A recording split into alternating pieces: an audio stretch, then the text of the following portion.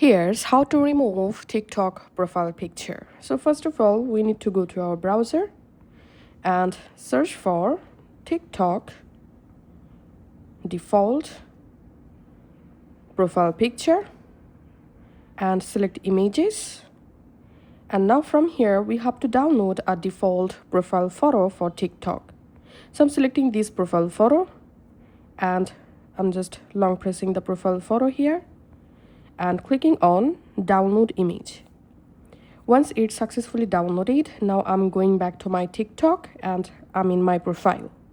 Tapping this edit profile icon, tapping on change photo, tapping on upload photo, and now from my gallery I'm selecting the downloaded default photo for TikTok. Tapping on next, tapping on save. Once it's saved, here we can see I've successfully changed my TikTok profile picture. Now we have a blank profile photo or default photo for a TikTok account. So that's it for now.